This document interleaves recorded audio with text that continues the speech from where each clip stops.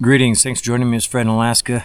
Um, let's see. What I wanted to share with you today comes from Derek. Derek had uh, basically signed up or rented out the state cabin at Lynx Lake approximately 10 years ago. He's guesstimating. Derek currently just turned 80. Happy belated birthday. So he was further along in life, and he went there. He had a golden retriever with him, and one of his friends was supposed to join him. And so he had signed out this cabin for a few days, because you got to go to the state map and basically rent it out, set your dates, make sure it's not already reserved, right? So he had his reservations, and he said he gets there, and he said as soon as he got there, it was off. Something was off. And this state cabin is like not far off Nancy Lake, road and whatnot. So, it's in the Nancy Lake State Recreation Area. Now, he had brought a canoe along, and he was planning on doing some canoeing, but not.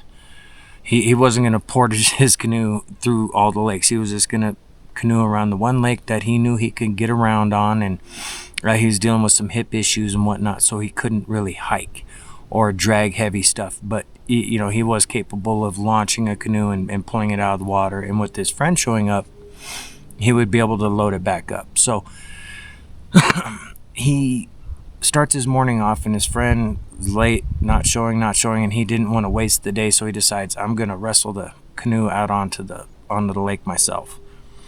Had his dog with him. His dog, he said, was acting strange from the beginning. He said when he was dragging the canoe down, the canoe made a thump sound falling off the top of his vehicle. And the dog, he thought that noise scared the dog, which seemed odd to him, but, they're in a strange place and thought nothing of it. Okay, the dog's a little freaked out, ran up on the little porch right there at the cabin, and he kept calling his dog. And his dog would not come to him, just sat there looking very anxious, didn't want no part of nothing, right? Which was odd. So he left it alone. He went up there, said, okay, you don't have to come this time, and he let the dog into the cabin. The dog went right inside, and he shut the door. No harm, no foul. So he puts on his life vest and jumps in the canoe, and he paddles out. And he said he got out to about the mid part of the lake, and he felt off, and he kept looking around like, why do I feel like I'm being watched? He figured there were some other campers or hikers around, and so he starts looking around. And this was at the beginning of August, he said, because that's the only time there was a gap in the reservations for this particular cabin where he could get in there, right? So he took what he can get, but he's looking around, and he heard like a family somewhere off in the distance playing. He heard kids laughing, he heard adults chattering, and he's on a lake, so the sound is carrying from a pretty good distance, and he's assuming that across the lake there's another portage trail, and he assumed that they were over there. So he was like, okay, maybe one of them is watching me, and that's what's making me feel odd. So he's just kind of sitting there, kind of enjoying the scenery. The no-see-ums were out, so he was a bit pestered by the no-see-ums. And at one point, he turns around for his little pack behind him to get out his bug spray. And he said as he was digging in his bag, he pulled it, set it on his lap, and was digging in there. And he noticed off to his right-hand side there was something very dark off in the distance on the shoreline, and he saw it move. And so he immediately looks that direction, and all he saw was just a sliver of black moving behind some trees. And he was like, oh, well, that explains it. There's a black bear over there, and my dog is freaked out about it. So he commences doing his bug dope thing, thinks not too much of it, and puts his bag away after he puts on his bug dope, and he starts paddling towards shore to get closer to get a look at this black bear. So again, at this point, he's in his early 70s, and he's not out for a bear confrontation. He just wanted to see, check out the bear. So as he paddles closer to shore, he said he got about within 75 yards of shore and decided that'd be a good spot. So in case the bear charged, he would have time to react, and the bear would have to essentially swim out to catch up, and he could be on his way. So as he's doing this, he gets to the spot, he slows himself down with the oar, and then kind of paddles himself in a circle, and stops himself from moving and just kind of floating there. And he's watching shore, and as he's doing so, he notices darkness real high up, and he's kind of thrown off. He's like, there's no tree back there, because at first he thought maybe the black bear climbed a tree and was up in the tree watching him, which isn't, it happens. So he's trying to focus in on this spot, and he noticed at the brush behind, he's looking for a tree where this thing could be, and obviously the alders that it's behind is too small to be supporting a bear up off the ground. It's just impossible. And so for the life of him, he's trying to figure it out. And as he's doing so, he yells out, "Hey, bear," and no response, no nothing. And so he kind of paddles a little closer, and something comes over him, and he says, "Nah, I'm done here. I gotta go." So he follows his instincts. He starts paddling away, and as he's doing so, as he turns his back to that position where this dark spot still is, there's this weird noise. He said it was kind of like a half whoop, half growl. He couldn't reproduce it, and I mean, the best explanation you can get is half whoop, half growl. Do what you will with that noise, but not natural sounding to anything he's ever heard in Alaska. So that kind of creeped him out, and he looks back, and as he looks back over his shoulder and kind of repositions himself to get a better look, he sees that dark spot drop out of sight. And then he's seen it move from the direction he was facing, moving towards the right, basically heading back towards the area of the cabin. And the cabin's a distance away, but it's moving that direction. So he kind of spooks a little bit and is like, well, crap, I don't want this bear trying to attack my dog or get into the cabin while I'm away. And he had a 9mm in a fanny pack, just a little something just in case. And so he starts paddling back towards, the landing where he had launched. He gets back over there. It took a few minutes because, again, he's across the lake and whatnot. He said when he got to shore, he heard that growl whoop again off in the distance, off to his left, back behind the cabin in the direction that he had just come from. And so I figured, well, okay, I whatever it is, I beat it back here. Hopefully it's not coming here, but I don't want to be out here. So he climbs out of the little canoe, drags it up on shore, and grabs his little day pack out of it and goes inside. Spent the rest of the day waiting on his friend, who never showed, didn't hear anything. He ended up leaving the cabin for a brief period to get where he had cell signal down the road a little ways, get a hold of his friend. His friend was running late, was due to arrive later that evening. And he said, okay, goes back to the cabin. When he gets to the cabin, the door is open. And he was like, what the hell? And again, he had his dog in there. He looks for his dog, couldn't find the dog. Now, this particular cabin has had an instance at it before, and I've shared it previously on the channel. The exact ins and outs of that one, you'd have to go back. I'll try to remember what video number it is, but I'll put it in if I remember. I'll have to go through my content list and figure out which video it was, so I posted it in the description. So when he gets there and the door's open, he's like, oh crap, the bear got in, right? The bear got my dog. So he comes back outside, he's panicking, and again, he's in his 70s. He's not, a young, spry guy that's just going to run off chasing a dog, but he starts calling his dog. And as he's calling the dog, here it comes. It from what he could tell, it came down the road, the direction, and he doesn't know how he missed it, driving out and coming back in, on his way back in, how he missed it, but the dog came down the road, basically, the direction of the road. Comes right up to him, happy to see him, goes inside, he's looking around to see if the bear got into anything. He had, supplies in there, food and stuff. Nothing was touched, nothing out of the ordinary. He just thought it was weird.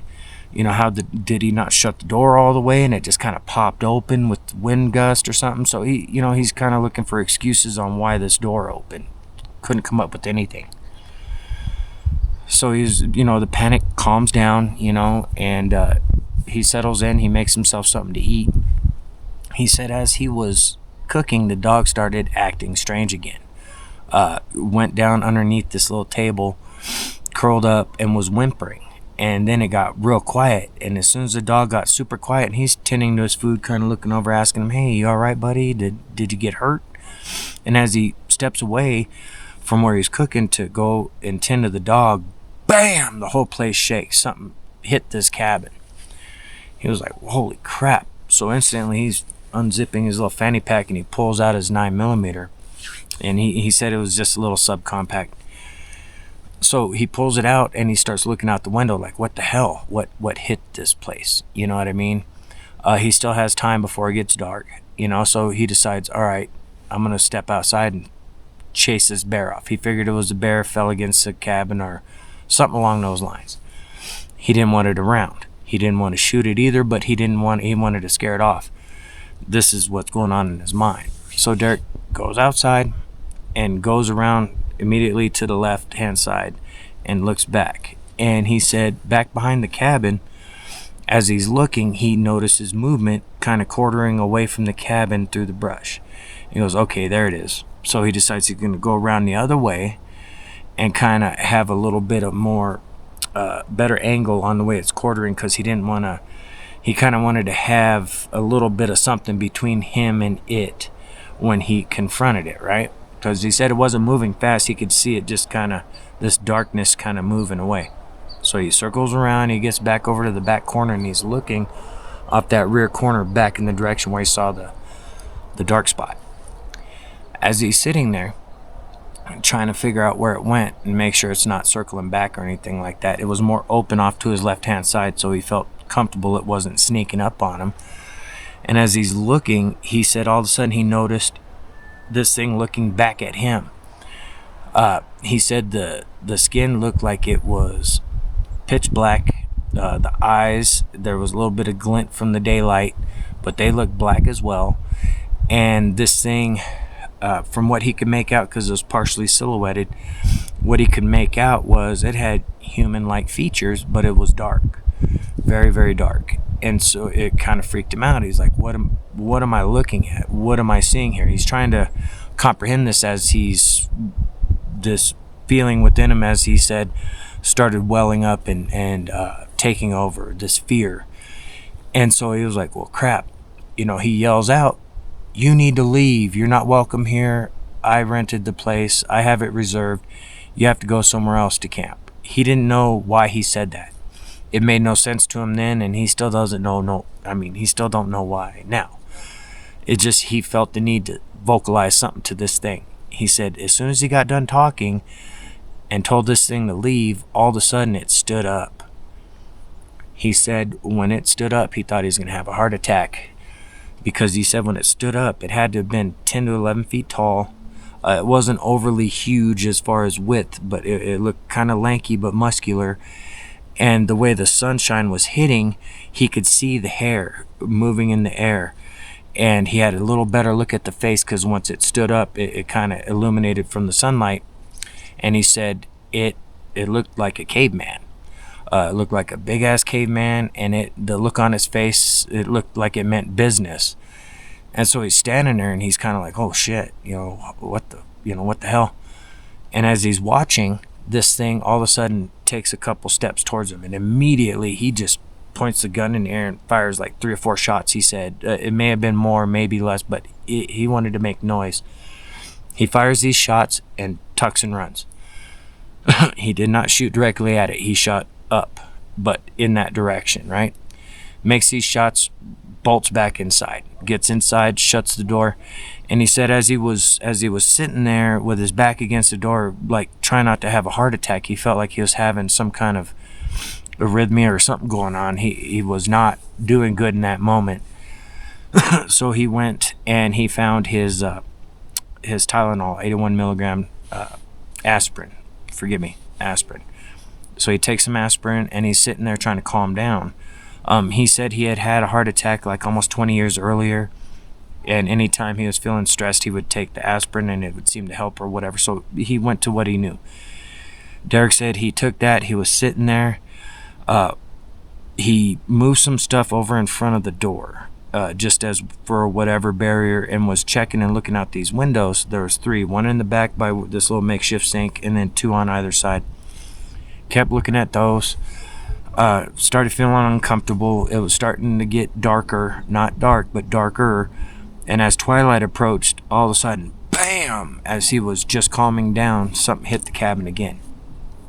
Freaked him right back out. Immediately pulls his gun.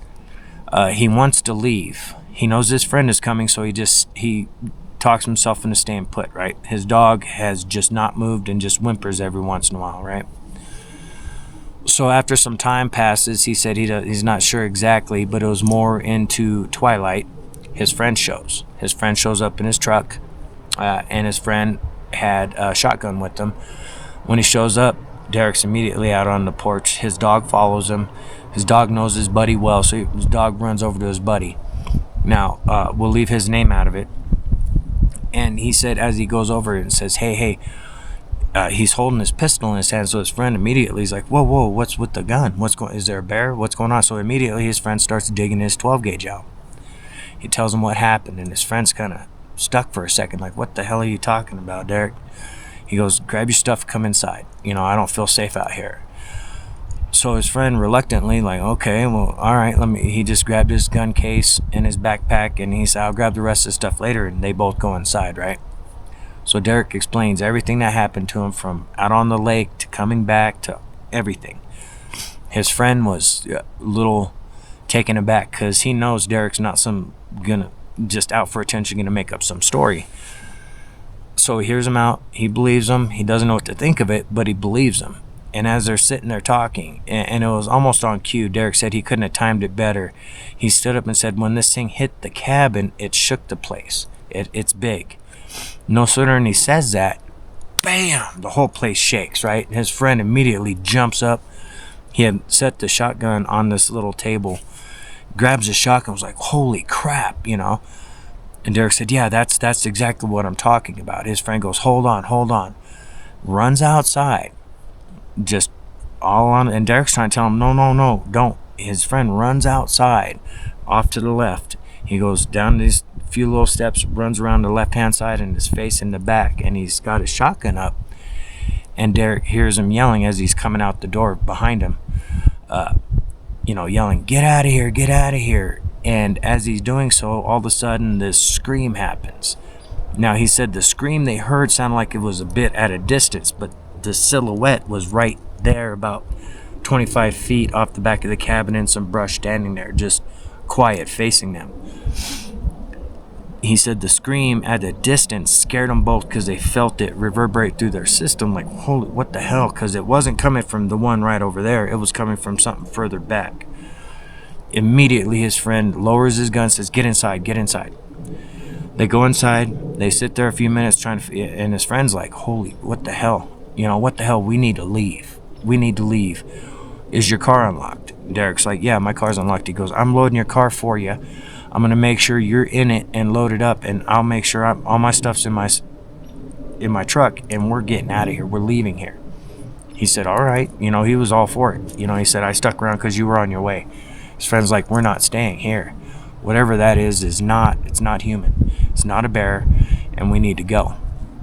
So, of course, Derek's like all for it.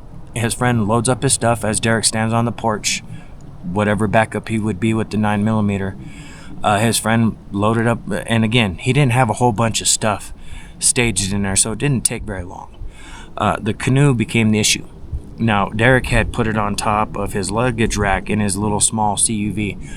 His buddy was like, we're just going to put that in the bed of my truck, and I will, strap it down. So they drag it over, they put it in the bed of the truck. The whole time, his friend is head on the swivel, looking all around him, and every once in a while they would hear noises, but they were at a distance, so they felt a little more comfortable, even though they, didn't feel comfortable at all. They felt a little more comfortable, as Derek put it, getting this thing loaded up. So they throw the little canoe into the back of his buddy's pickup truck. His buddy already had some quarters and other stuff in the bed, and they just latch it down real quick. He had Derek jump in his vehicle after he double checked to make sure they got everything, and Derek leaves, and his friend follows him. Nothing else happened. and it caused Derek to reevaluate every strange sound he had ever witnessed in the woods that he just dismissed, and which happens to a lot of people, you know. I want to thank Derek for reaching out. It was hard for him to express everything that he was dealing with and whatnot, but he felt it necessary for people to understand sometimes things just happen that you can't explain. Thanks again, Derek, and again, feel free to respond to the comments. He didn't want to share his last name or anything, but like I explained to him and I explained to other people, you leave a comment or you respond to comments, people can easily find who you are through your username and all that stuff, so just be aware of that. But anyway, let's see, thank you guys for joining me, and we'll catch you on the next one here short.